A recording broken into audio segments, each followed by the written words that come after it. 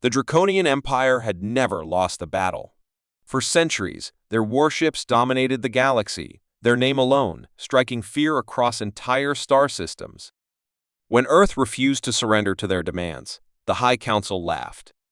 To them, humans were still a primitive species, barely worthy of notice.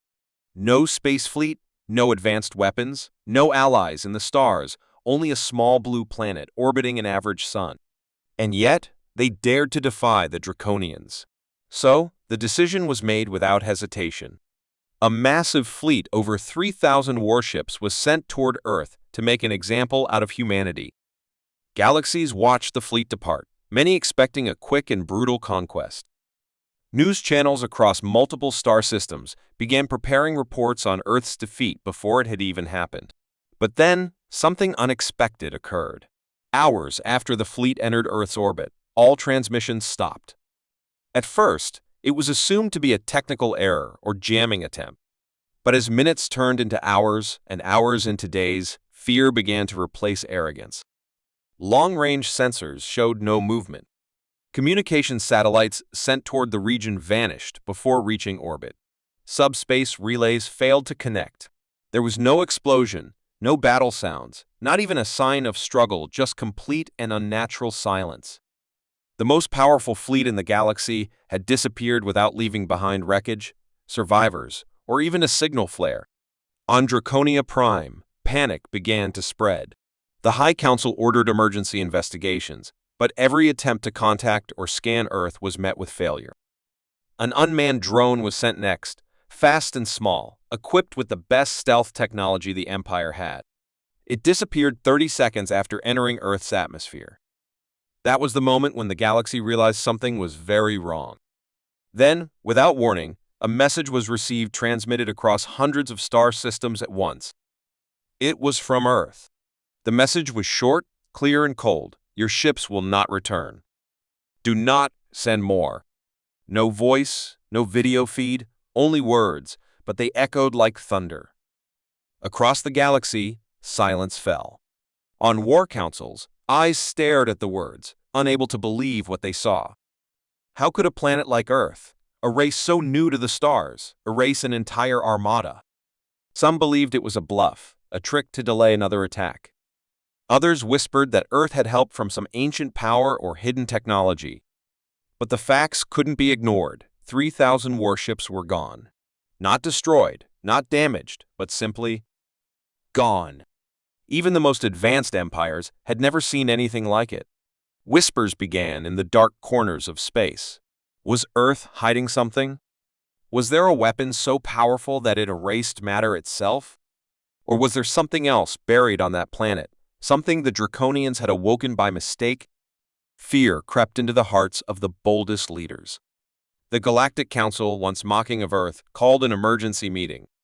Probes were halted. Plans for invasion were cancelled. And in the shadows, old enemies of the Draconians began to celebrate, with their most feared fleet gone. But even they didn't dare approach Earth.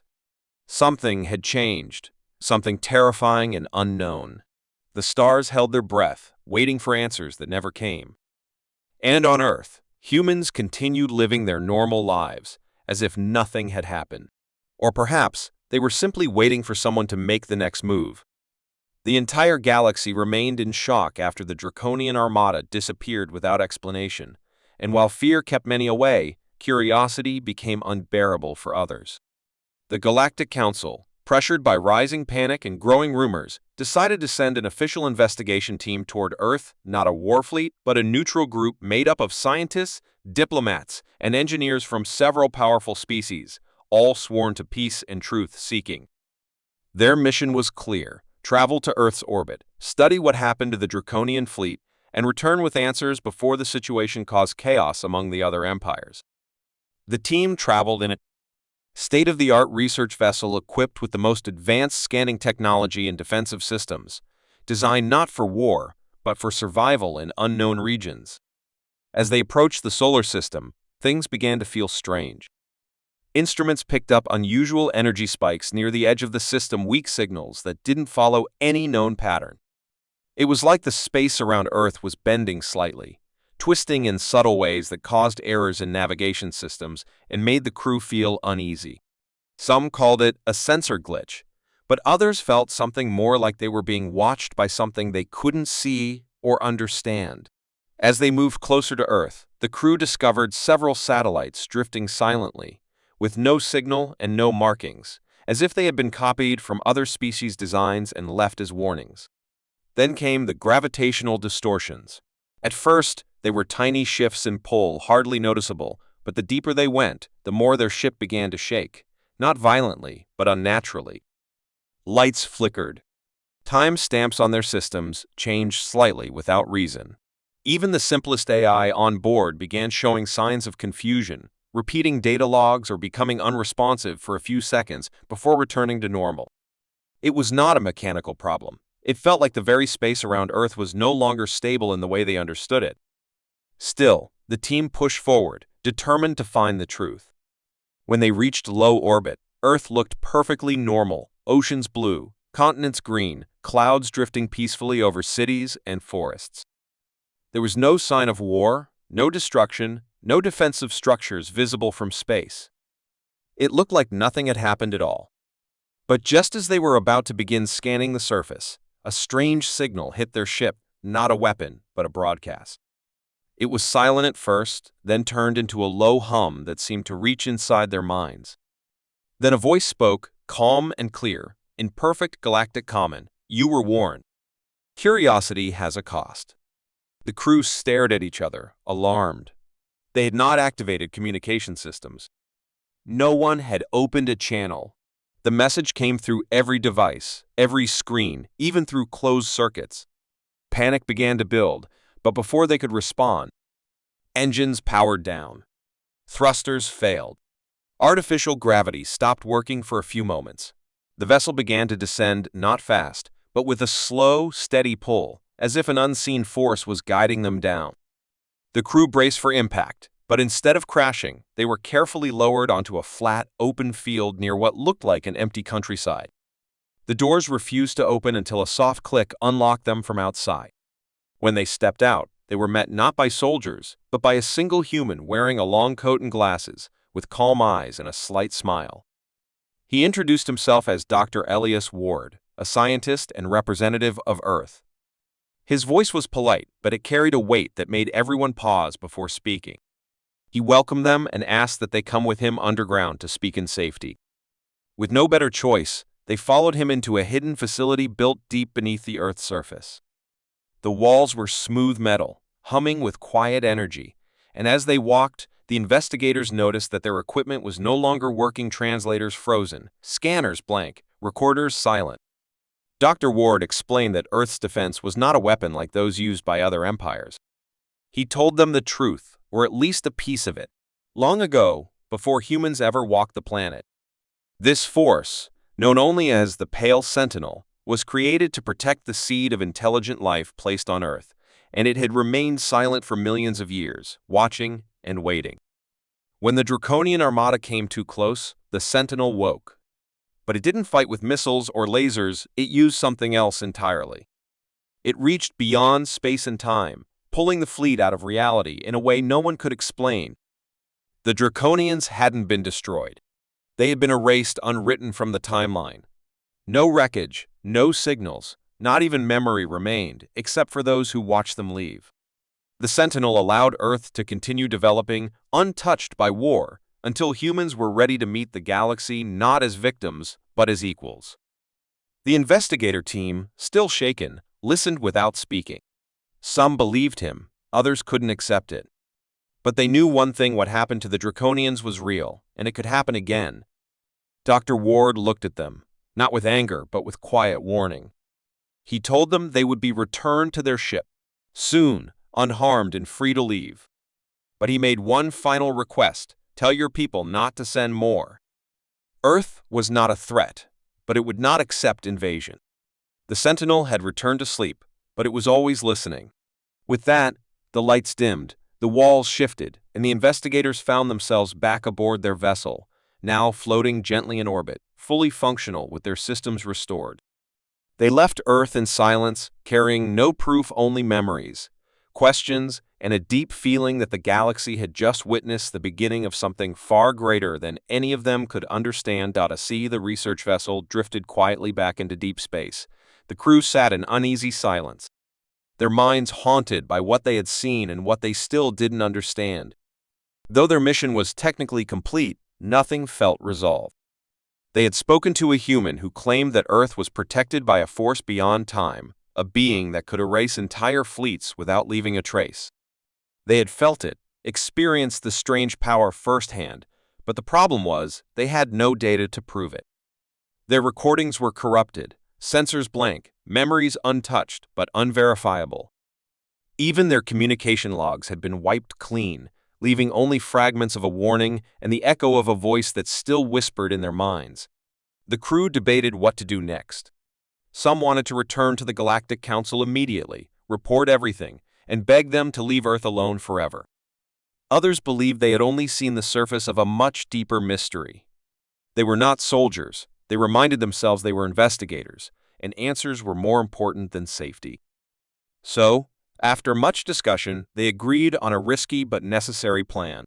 One of the scientists, a quiet thinker named Solon Dar, proposed returning to the Moon-Earth satellite, which was less protected and could serve as a safe observation point. From there, they could study Earth's energy fields, gravitational anomalies, and perhaps intercept faint signals without stepping too far into danger. The idea was bold, but it gave them a direction. As they moved toward the moon, the ship's sensors began picking up low-frequency pulses not harmful, but patterned in a way that suggested communication or perhaps coordination. These pulses were ancient, older than any known language in the galactic database, but structured with purpose.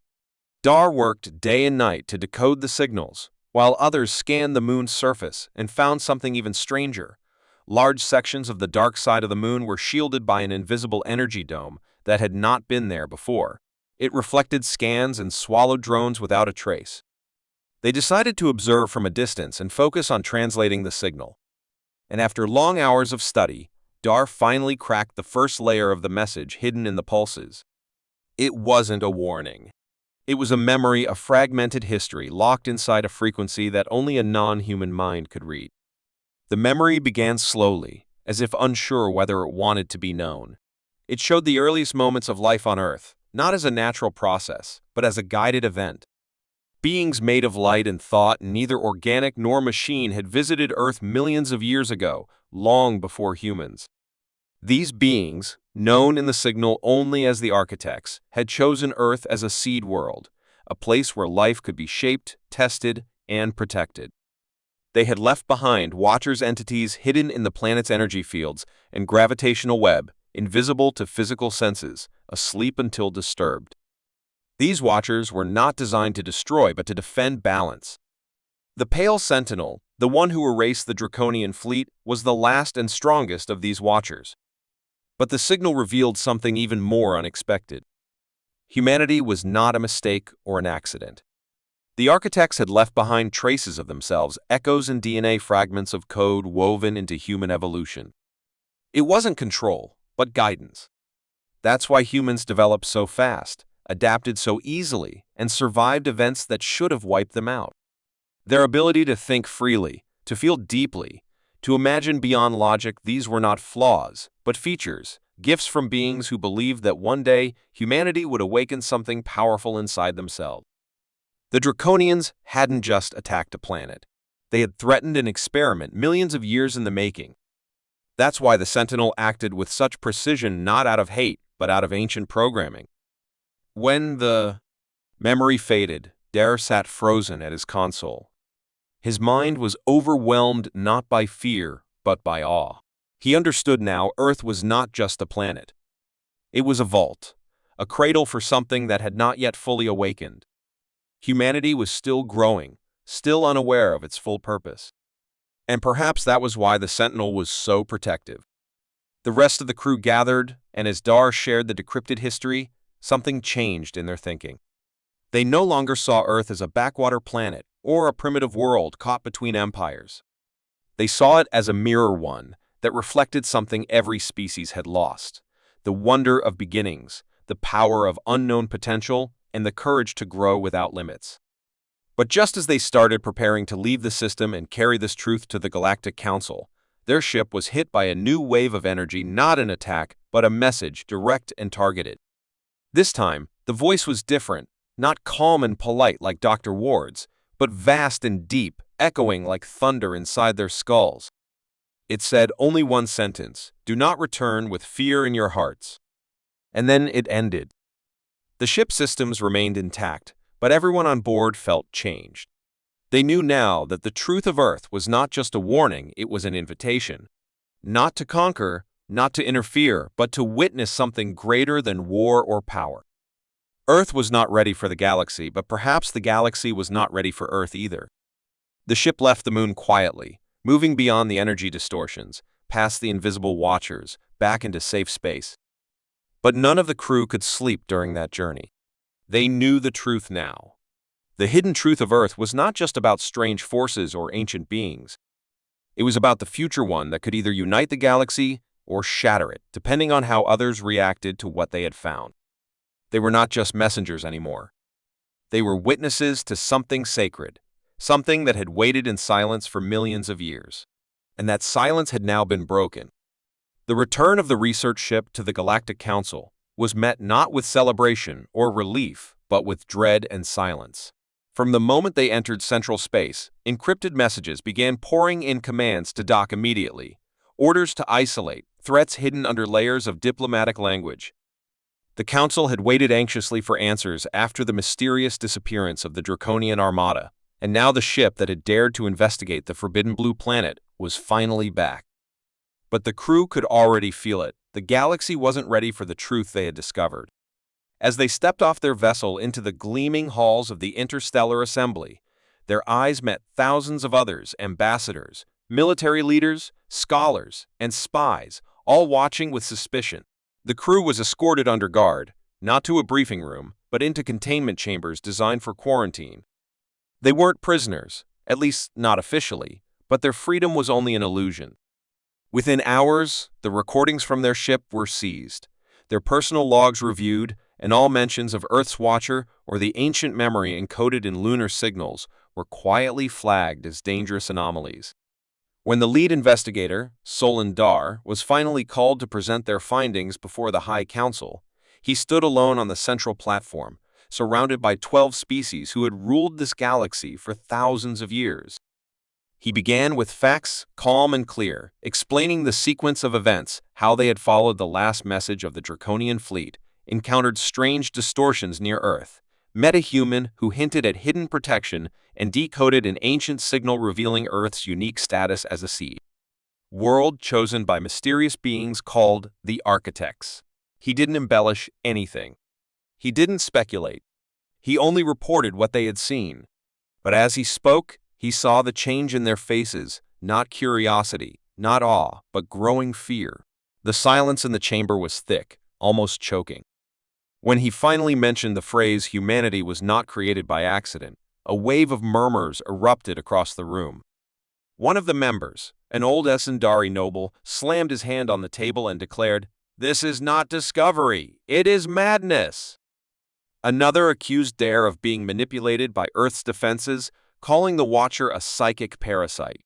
A third claimed it was all a trap, an illusion designed to protect the Terrans while they secretly built weapons of galactic destruction. No one wanted to believe that Earth had been shaped by forces older than their own civilizations. The idea that humans were evolving toward something greater than any known species shattered the pride and power of the Council. For generations, they had seen humans as unremarkable, primitive creatures bound to a small blue planet. Now, if Dar's report was true, everything they believed about their place in the universe was wrong. And fear, once planted, quickly turned into denial. The Council voted to seal the investigation records under Galactic Security Protocol, branding them as speculative and unverified. The official report stated that the Draconian Armada likely fell victim to an unstable black hole near Earth's system, and that no further exploration should be attempted without special approval. The Watcher's existence was not denied outright, but it was buried beneath technical excuses and complicated politics. Those who had hoped for the truth to set the galaxy free now saw it being locked away behind doors no one dared to open.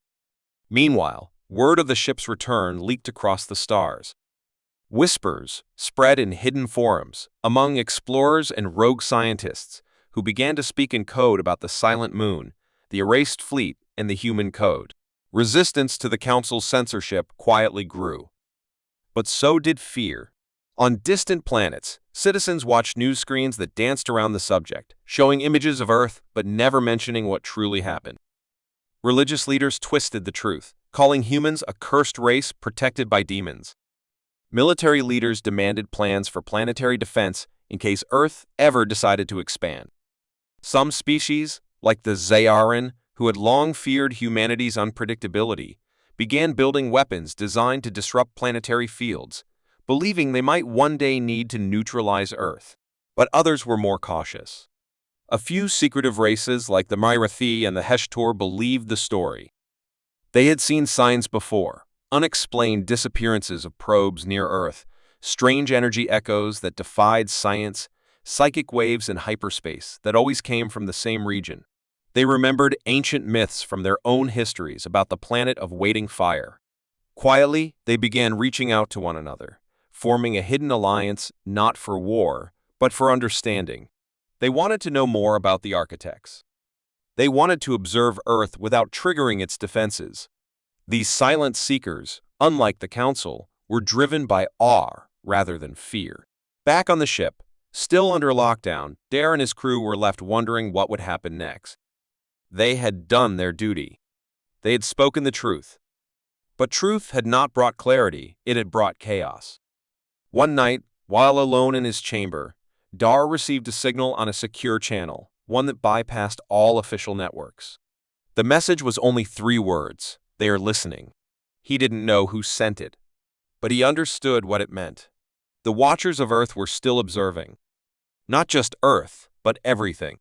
The more the galaxy denied the truth, the more unstable things would become.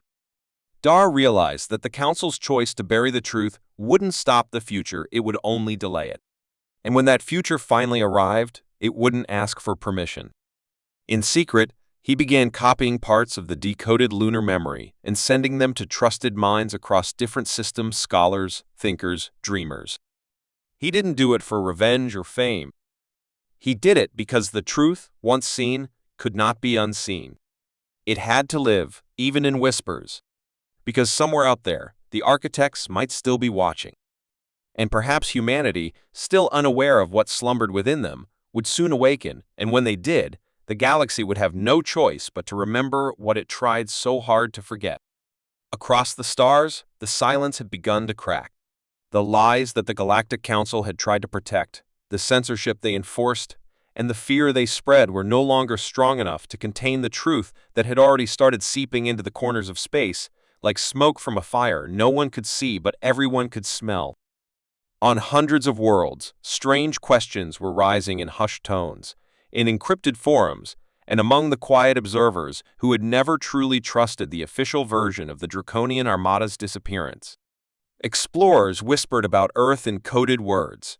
Pirate networks passed around fragments of the lunar memory leaked by Solan Dar, and artificial minds locked in isolated data vaults began piecing together the pieces of a puzzle too terrifying for the galaxy to face. Despite the threats, denials, and warnings, a new idea had taken root. Earth was not just another developing planet with violent tendencies, but something else entirely, something important, something ancient.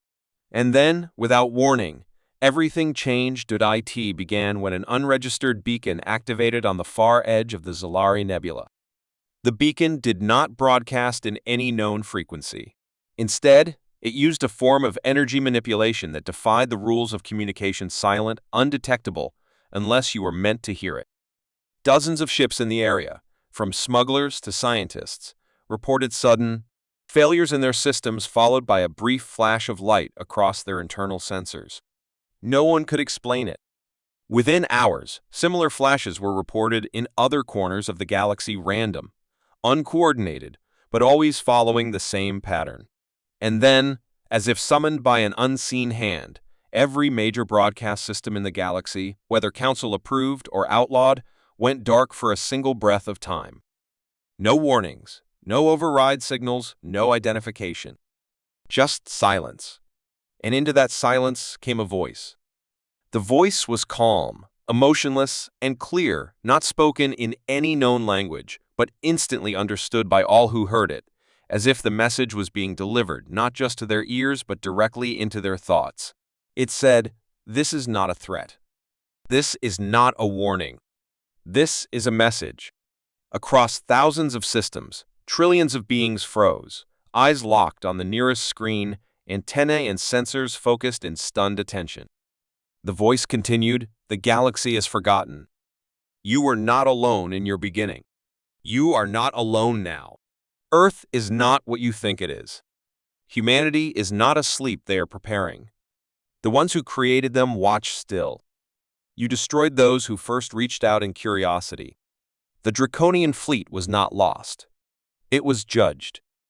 A chill passed across the stars. Entire planets held their breath. The message was too specific, too accurate, too impossible to fake. And yet it came with no source, no signature, no proof, just truth wrapped in terror. On the Council worlds, leaders panicked in private, sending fleets to old listening posts and activating dormant weapons platforms while telling their people to remain calm. On more fearful planets, riots broke out as citizens demanded to know what else had been hidden from them. Religious sects who had always whispered of the ancient architects began to declare that the prophecy had begun. Pirate lords, long dismissed as mad, now found themselves with new power, as their old tales of the Terran shadow suddenly sounded more like prophecy than madness.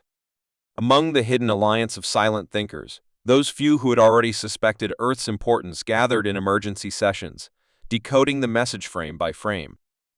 Buried beneath the voice, layered so deeply that only the most sensitive minds could detect it, was a second message, a memory image, a recording from a point of view no one could understand. It showed the Draconian Armada, proud and shining, hovering above Earth's orbit. It showed them launching probes, scanning the planet, preparing for invasion. And then, it showed what no one had ever seen before Earth responding. A single beam of light rose from the surface, not a weapon, but something else, something that passed through ships, through armor, through minds. One by one, the warships stopped moving. Not destroyed, silenced.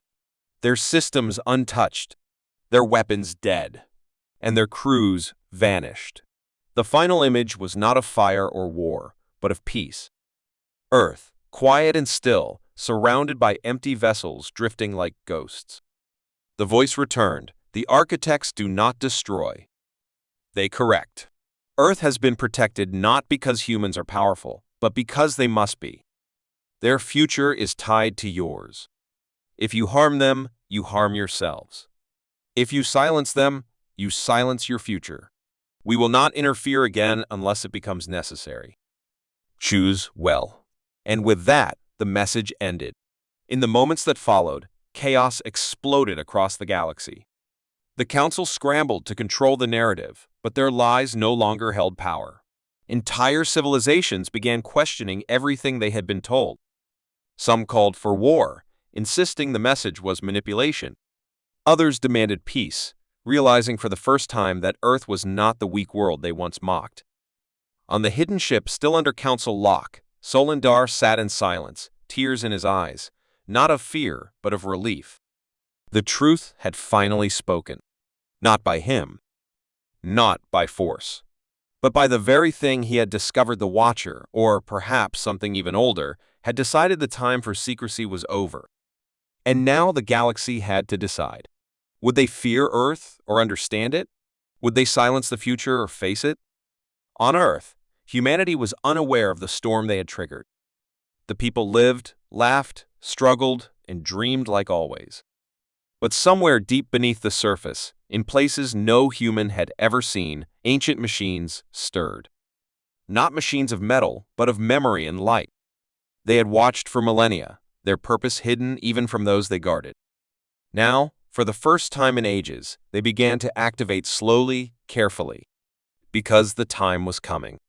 Humanity would soon awaken, not as conquerors, not as monsters, but as a message written in flesh, designed to remind the stars that life had meaning, that power was not in destruction, but in growth. And when that day arrived, the galaxy would finally remember what it had tried so hard to forget.